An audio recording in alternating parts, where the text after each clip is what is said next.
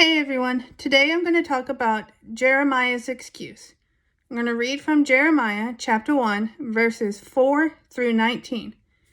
Now the word of the Lord came to me, saying, Before I formed you in the womb, I knew you, and before you were born, I consecrated you. I appointed you a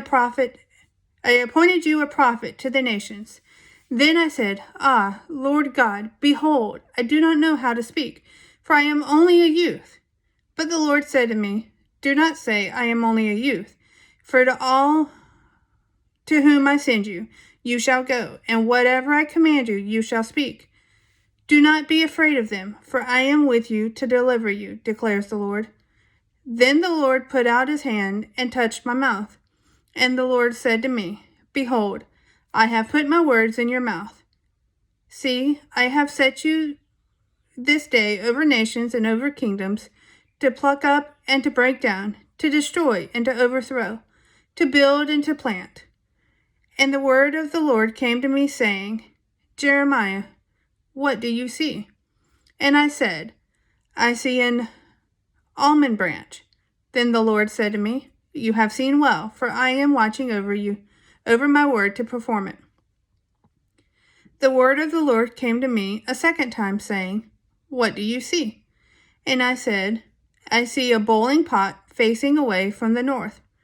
Then the Lord said to me, Out of the north disaster shall be let loose upon all the inhabitants of the land. For behold, I am calling all the tribes of the kingdoms of the north, declares the Lord, and they shall come, and every one shall set his throne at the entrance of the gates of Jerusalem, against all its walls, all around, and against all the cities of Judah. And I will declare my judgments against them, for all their evil in forsaking me. They have made offerings to other gods, and worshipped the works of their own hands. But you, dress yourself for work. Arise, and say to them everything that I command you. Do not be dismayed by them, lest I dismay you before them.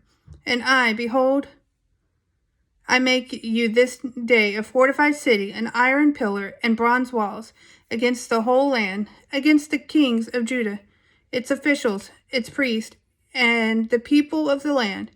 They will fight against you, but they shall not prevail against you, for I am with you, declares the Lord, to deliver you. God called Jeremiah to preach against the people of the nation. Some of the excuses that we can see Jeremiah make are, I'm too inexperienced. I'm too scared. It is too dangerous, and I'm not a fighter. There are all excuses that we can relate to today. These are all excuses that we have probably given at some point or another. In Jeremiah 1:6, Jeremiah said, I am a child. Maturity and experience are important for some things. Some things you need schooling or years of experience. If God is calling you to something, you are not too young to start your journey to it. You learn to minister by ministering, and you learn to teach by teaching. God told him, Do not say, I am only a youth, for to all to whom I send you, you shall go, and whatever I command you, you shall speak. So God does not think he is too young.